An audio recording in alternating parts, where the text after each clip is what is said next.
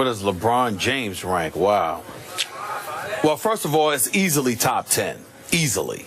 But when you talk about, in terms of talent, skill, what he brings to the table, you can make a legitimate argument that overall talent, he's number 2 all time. Wow. You can literally make a legit. Now, obviously, when you talk about positions, that's a different debate as to who would be your top 5 players, and you go by position, et cetera, et cetera. But when you look at, again, and there's 2 different categories. There's a talent category and there's a title category. Now, when it comes to titles, he doesn't come before Magic, doesn't come before Jordan, doesn't come before Bird, doesn't come before Kareem, doesn't come before Tim Duncan, okay? He doesn't come before those dudes.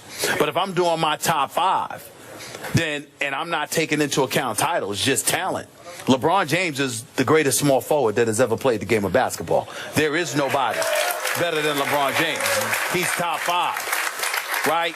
But obviously, when you talk about Clutch Gene, I would put Larry Bird ahead of him, because when it's time to close, I'm giving the ball to Bird all day, every day, over LeBron James, because of Bird's ability to shoot, and particularly in the clutch. But when we talk about talent, the ability to play on both ends of the floor, defensively and offensively, you can handle, you can shoot, you can pass, you can drive to the basket, you can defend multiple positions. I mean, outside of Michael Jordan, who else is there to pick? I mean, when you think about LeBron at 6'8", 6'9", 250, and what he can do, he can legitimately play 5 different positions. And even though Magic, understand the greatness of Magic Johnson. Magic Johnson was a guy that was tall enough, could play the point guard. He was the orchestrator, the architect of Showtime. He was an elite passer. He could look over defenders, et cetera, et cetera. But the totality of his skills, Magic didn't have what LeBron has. He didn't have that. So when I think about skill set, talent-wise, I mean, again, I'm too young. I've only seen black and white tape of Elgin Baylor, Oscar Robertson, you know, people like that. So I defer to the elder statesmen of the game to tell me about what those dudes brought to the table. But I would imagine that LeBron is a brethren of those dudes, and that he just took what they originally pioneered and designed and took it to another level, the way Connie Hawkins and David Thompson and guys like that took Dr. J, and Dr. J preempted MJ, and MJ preempted Kobe. But I guess what I'm saying is, I just look at it, and I think overall talent, other than Jordan, I can't think of anybody. And I mean, talent-wise, you know, again, I put Jordan the edge because he got the titles, plus he could play on both ends, offensively and defensively. Outside of that, it's LeBron to me. So you're differentiating your argument between talent versus resume, right? That's right. Okay. Talent versus titles, yes. Okay, I got it.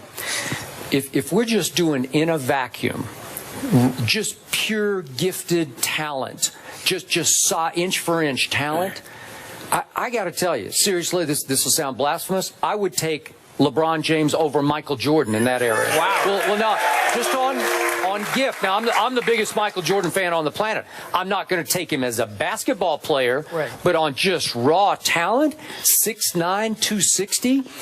The one big thing that I liked what Michael did, Michael taught himself to shoot the ball a little better than LeBron has been able to teach himself to shoot the ball. Which is exactly why I didn't put LeBron over MJ. And the reason why I don't have Kobe over LeBron is because, to me, it's Kobe MJ. You see what I'm saying? I'm it's with Kobe you. MJ. Kobe's close in this argument, though. I know that. On just raw, gift. No question. Okay. No question. You know who else is in that? If we're just doing in a vacuum, Kareem Abdul-Jabbar at 7. What do we call him? 2'7", 2. I put Kareem Abdul-Jabbar over Bill Russell.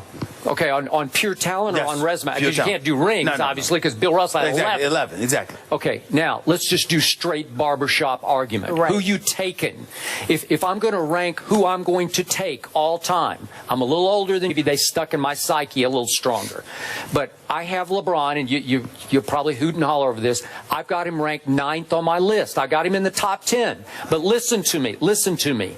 I got Michael Jordan at the top because of performance, of greatness of resume, of not just rings, because obviously he had 6, but just pure clutch gene, game closing. I want him on my team greatness. Well, that's Michael Jordan for me. And I've got Kobe over LeBron on resume. Okay, I do too. I got Kobe 2 notches above. So mine goes in order. I got Bill Russell number 2, and I know it was a different era, but when you win 11 championships, I got to put you up there. I'm sorry, I know you're only 6'9". I mean, LeBron's maybe a little bigger and stronger than Bill Russell was, but 11, I got you up there. Right. My man Magic Johnson is 3rd on my list, just because I want him in my foxhole, man. I want him running. If I want somebody with the ball in his hands in tough situations, Magic's my guy. 5 championships. I got Shaquille O'Neal at number 4. Wow. Listen, for 3 years, I have never seen a more powerful offensive force than Shaquille O'Neal. He was literally unstoppable. Now, it wasn't pretty to watch. It got a little ugly sometimes. He just ran over little dudes who tried to guard him, but he was still unstoppable for about that. Remember that 2000 to 2002 stretch in there? So to me, it was longer than that, but go ahead. Yeah, well, but that's when he would just ragdoll my Spurs. Duncan and David Robinson, he just tossed them around like they were little kids. And again, I'm putting him 1 notch above Kareem Abdul-Jabbar, who has 6 rings, but that's a close one. I would, if I had to draft somebody for my all-time team, I would have taken Shaq a little bit over Kareem, just on overall toughness and physicality and dominance. Kareem was a little more finesse to me, but he was some finesse. I mean, that skyhook was literally unstoppable. Now I've gone 5 deep. I'm putting Tim Duncan at number 6 just because he doesn't get the credit he deserves with 5 rings, because there's nothing spectacular about him. He is not box office. He is not marquee. There's no personality to him. But do I want him to build around my basketball team? Yes, I do. I'm going to take him my all-time draft at number 6, because all he's going to do is win you a whole bunch of championships. I'm sorry. Number 7 is Kobe. 8, and I've dropped him down my list because he only has 3. I got Larry Bird 1 notch ahead of LeBron, just on clutch gene, what you just spoke of. And I got LeBron 9th. Now, LeBron is in danger of falling to 2 and 4 in the NBA Finals. Maybe he'll pull it off, and if he does, this would be his greatest, obviously, his greatest achievement ever. He would get high marks from everybody, including me, if he pulls this one off without Kyrie and Kevin Love. And if he does, he might start climbing up this list a little bit. But right now, I think it's fair. And we have seen this man now for 12 years. LeBron James has played 12 full seasons. So I've seen enough that for me to put him at 9th in my top 10 is still, on my list, by my standards, that's pretty high. He's risen pretty high on my list. Well, let me say this to you. I have no problem with your top 9. None whatsoever. I would put Kareem above Russell, because even though there's 11 titles, I'm thinking about who you played with. Yep. Who you played with, the level of parity or absence thereof that existed in the NBA at that particular time. I mean, Kareem did get to play with Magic and Worthy. I'm also combining that with the fact that Kareem Abdul-Jabbar, to this very day, before him, since while he was playing and after, Kareem Abdul-Jabbar has the one and only unstoppable move in the history of the game, the skyhook. Yeah. Magic Johnson, Michael Jordan, LeBron, Kobe, it doesn't matter. The turnaround, baseline, whatever you want to pick. There is only one unstoppable move in the history of basketball, and it is owned by Kareem Abdul-Jabbar. You knew he was going to shoot the skyhook all the time, and there was absolutely positively nothing that you could do about it. Period. So to me, when you combine that with the fact that it has 6 rings attached to it, some of them when Bird was playing, when Isaiah was playing, when Dr. J was playing, even when Jordan ultimately came along, Isaiah and the Bad Boy Pistons were in existence. No matter, you still had the one, as he aged and the fast break Showtime would run up the court, and then on the occasion that they were stopped, they'd simply wait about 10 seconds for Kareem to come lollygagging down the court, and then they throw it to him on the right block, and one fake hair, skyhook, money. That I mean, it didn't matter whether he was 20 years old or 40. It still withstood the test of time. That is why I put him up there. When I think about Kobe, let me tell you why I would put Kobe against Tim Duncan, above Tim Duncan. Tim Duncan is a champion, and he's great. And he's the greatest power forward ever. Number 2 would be Kevin McHale, by the way, not Karl Malone. Okay? But here's the flip side. For his entire career, Tim Duncan had Greg Popovich. He had David Robinson initially, and then after that he had Manu Ginobili, and he had Tony Parker, and all of this other stuff for his entire career. Kobe Bryant had Shaq the first go-round.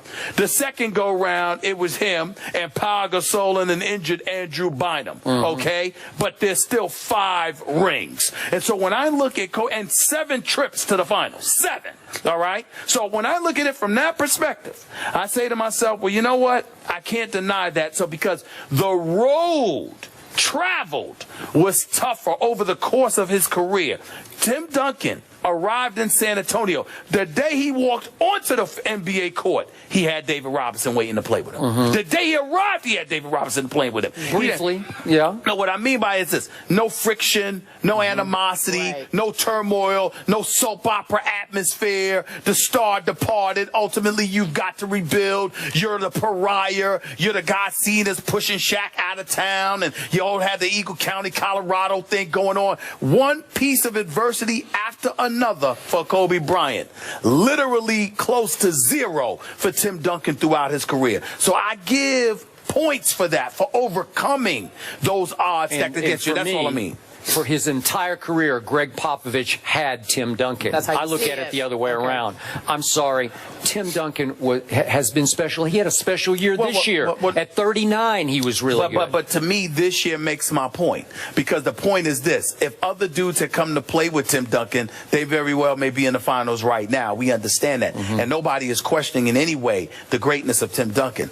I'm just saying there's a lot to be said for being in a stable environment. LeBron left Cleveland because of the instability that existed here. Kobe almost left L.A. because of it. Michael Jordan retired because of it. So when you look at it from the standpoint that no matter where you turn, instability somehow, some way rears its ugly head. Friction or no, Kobe benefited from Shaquille O'Neal. I don't care what you say. The first 3, I'm saying, the first 3 rings, the most dominant force in the game, no question. But I'm saying to you, he validated himself, because what you got to remember, Kobe wanted Shaquille, he wanted to separate from Shaquille O'Neal for exactly the statement you just made. He knew that for the rest of his career, he would be attached at the hip of Shaquille O'Neal, and his individual greatness would be questioned if he stuck with Shaquille. He wanted to venture out on his own to validate his greatness. Do you know what it says for somebody to sit there and have that as their quest,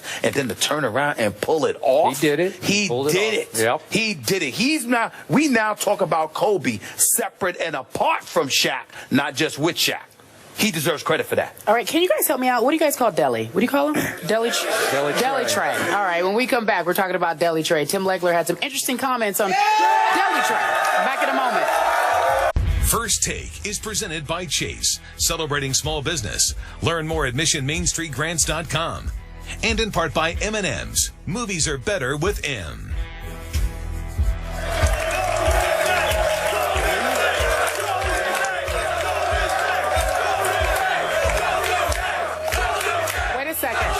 Wait a second. There is some confusion. There's Golden State. There's Golden State and Cavs fans. You guys are bold right here. I get you guys. You really do. Keep it friendly. Keep it friendly. We understand. These guys need to be careful. They just need to be careful. Cautious. Be kind to them. Proceed cautiously. Yeah. As I was saying, you know, we love when people watch the show and send us some tweets. You guys know about Little B, right? You know the curse that Little B put on Kevin Durant and James Harden, which you think is kind of funny. He also said, though, he said specifically that LeBron James, there was no curse. So he's all straight, right? Everybody's good with LeBron. He just tweeted the show. He just wanted us to know that he really liked the Iman Shumpert video, and he wanted to see what you thought about it. What do you think? I just hope Little B doesn't put a curse on Deli. Uh-oh. Right? What if he did? Yeah. He's not cooking yet? No. No, not going to happen? Okay. All right, so let's talk about Game 3. Stephen A's like, I'm not a part of this. Who wins the game tonight, my friend? I'm picking Cleveland. I'm picking Cleveland.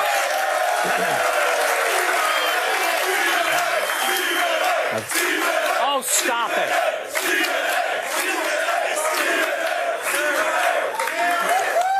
I really believe that Game 3 is pivotal in this series. I think that, LeBron imploring the crowd in Cleveland to show up, to be raucous and noisy. I think that there's a need for that. He knows that his troops are going to need all the support that they can get because Golden State's going to be ready tonight. And I think that Cleveland's going to have to find a way to win. Keep in mind, Golden State is still the best team in this series. Cleveland just has the best player in the world. They will find a way to escape with tonight's game. And Iman Shumpert's got to show up offensively, too. Okay. I believe, in fact, I know that Golden State's going to win one of these 2 games in Cleveland, and I believe it will be tonight because I believe Steffi owes his team a game, and I think he will give his team back a game tonight. I got 100-98 visiting team. Let me tell you what we owe you guys here in Cleveland.